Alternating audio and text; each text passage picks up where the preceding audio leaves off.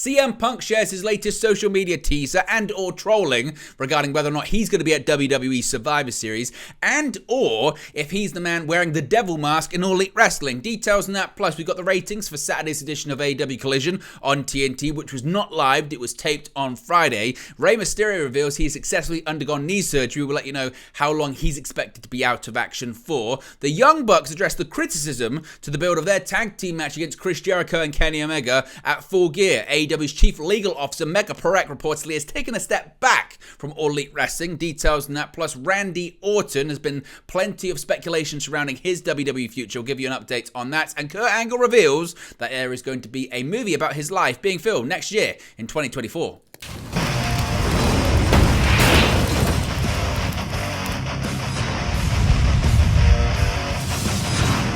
Hey guys, welcome back to Wrestling News 365. Hope everyone is doing very well. As always, there are plenty of news stories to get into in the world of professional wrestling. Let's start off talking about CM Punk. He's back at it again, and that is teasing and trolling on social media because so many people are talking about the former AEW and WWE World Heavyweight Champion right now. With WWE Survivor Series less than 2 weeks away, the rumors and speculation about a potential CM Punk return is bound to pick up even more. Of course, Punk was terminated from his AEW contracts back on September 2nd following an investigation into the backstage incident between himself and Jack Perry at AEW All In at Wembley Stadium in London, England. Following his AEW departure, speculation has been running rampant about Punk potentially showing up at Survivor Series this month in Chicago, Illinois, of course that being CM Punk's hometown. During the past few months, Punk has been posting quite a few teasers on his Instagram stories, and the latest was posted today. We can actually get this post up on the screen right now. You can see it right there. Now, Punk shared a photo from his workout saying he was, quote, just working out. Of course, he was not just working out, as he is accompanied by, in the picture, with the song of War Pigs by Black Sabbath, which of course is the theme song for Survivor Series War Games. On top of that, the workout also saw Punk burn 666 calories, which of course is famously the number of the devil, poking fun at those who believe he will be revealed as the devil in All Elite Wrestling. So, once again, what are your thoughts on what CM Punk is doing here? Do you think this is a hint with the Survivor Series theme that he's going to be at Survivor Series? Do you think this is a hint that he is the devil in All Elite Wrestling? Or is it just a case of CM Punk trolling social media, getting people talking about him, and actually it's his way of addressing the rumors of him being at Survivor Series, the way of him addressing him being the devil in AEW by saying, I can see what people are saying, but actually neither are accurate and neither are true. Let me know your thoughts about this in the comment section below, and where do you think CM Punk is going to land? WWE, AEW, or somewhere else? Let me know your thoughts about that in the comment section below. Now, formerly his show, AEW Collision, we've got the ratings for Saturday night's episode. Of course, it was actually taped on Friday. It wasn't live. Now, despite not going head-to-head on November 4, ratings for AEW Collision were once again affected by a WWE event with Crown Jewel in Saudi Arabia, seemingly taking a bite out of Collision's numbers. As such, there were hopes that this past Saturday's Collision would see a viewership rebound, though it seems that it was not quite the rebound AEW may have been hoping for. WrestleNomics reports that Saturday's Collision drew 396,000 total viewers and a 0.11 in the coveted 18 to 49 demographic. While total viewership was up from the previous week, it was not a gigantic, huge climb or anything like that, with total viewers growing by 8% from last week's 366,000 viewers. Better were the increases in the 18 to 49, with the demo number rising 11% from last week's 0.09. Regardless, both numbers were down from Collision's 3 weeks prior to last week, when episodes from October 14 to October 18 drew an average of 498,000 total viewers and a 0.13 in the 18 to 49. While Collision didn't face any competition from WWE this time, it did go against the usual college football competition, though data for the games this past Saturday has yet to be released. Collision also was not aired live, which is significant, having been taped the night before following a live episode of AEW Rampage. It's unclear if the show being taped played any factor, positively or negatively, in the final number, but given the fact that it's 2023 and the moment that things happen live in person, they can go on social media, there's an argument to be made that some people just just decided they weren't going to tune in on a Saturday anyway. Now, the situation, of course, won't get easier for Collision over the next 2 weeks, as the show will air outside of its normal time slot this week, moving to a Friday due to Saturday's AEW Full Gear pay-per-view. As a result, Collision will air against SmackDown, marking the first of 2 weeks that AEW will face WWE programming, with the show airing against Survivor Series next week as well. So I don't think AEW is probably expecting the numbers to rise over the next couple of weeks. What are your thoughts on this number? What are your thoughts on this rating? And what are your thoughts on Collision at this point now that we're fully into the post-CM Punk era? Is it better? Is it worse? Do the ratings reflect that? Do the viewers reflect that? Let me know your thoughts, your opinions, your takes in the comment section below. Now, a big story today was Rey Mysterio, his health, and him actually undergoing surgery.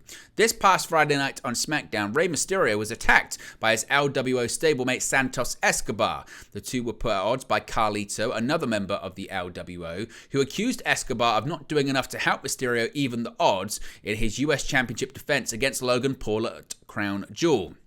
In the match's closing moments, one of Paul's entourage members handed him brass knuckles.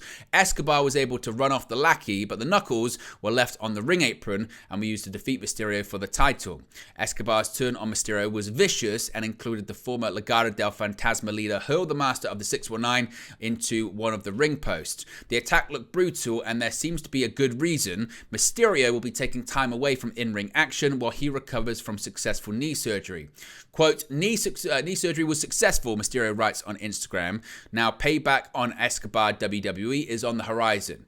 Mysterio also tagged Dr. Jeffrey Dugas, who conducted the procedure in Birmingham, Alabama. At the time, no time frame was given regarding how long he will be out of action, but another report has maybe indicated when we could maybe see Rey Mysterio come back. Now, according to Nick Hausman of House of Wrestling, they are reporting that they have learned that Mysterio has been working through a torn meniscus for around 3 months. The injury has slowly worsened, so he agreed to lose the United States Championship to Paul and participate in the beatdown angle before heading off for his knee operation. He is expected to be out of action for around 6 to 8 weeks while he recovers, and will likely resume his feud with Escobar when he returns to in-ring competition. If everything goes to plan, that timeline will allow Mysterio to be available for the Royal Rumble and WrestleMania 40 season. At WrestleMania 39, Mysterio was victorious over his son Dominic in singles action. Since then, the two have primarily stayed apart, with Rey helping elevate the LWO on SmackDown and Dominic working with the Judgment Day on Raw.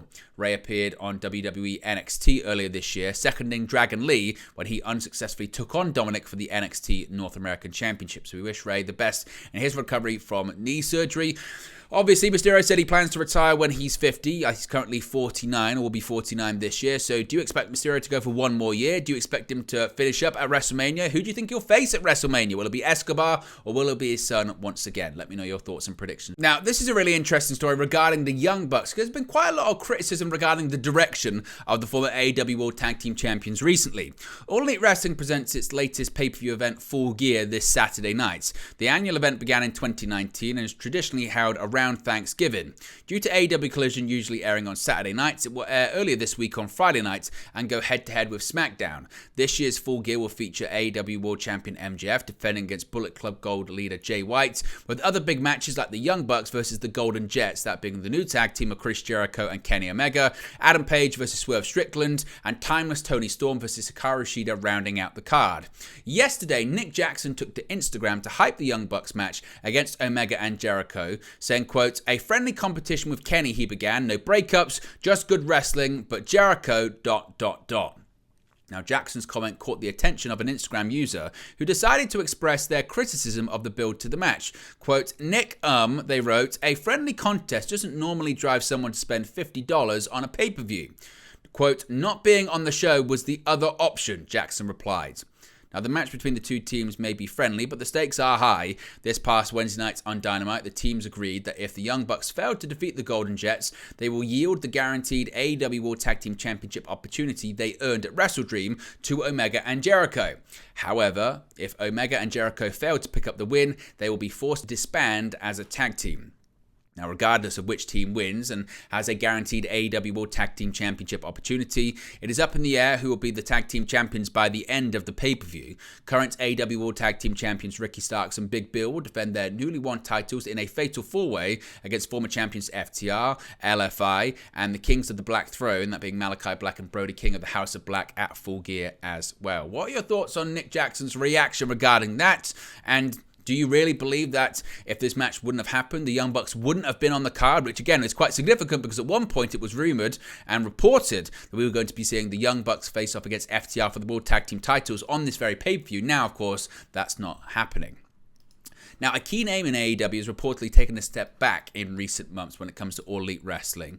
Now, Fightful are reporting, this is the story from Sean Rossap, that AEW's Chief Legal Officer Mega Parek has largely stepped back from her AEW duties over the last few months. Now, while Fightful haven't learned if there's been an official job title change or adjustment there, Chris Peck has largely taken over many of the things Parek was doing in the company. Now, Fightful have no insight as to whether or not Parek will resume or accelerate AEW-related duties.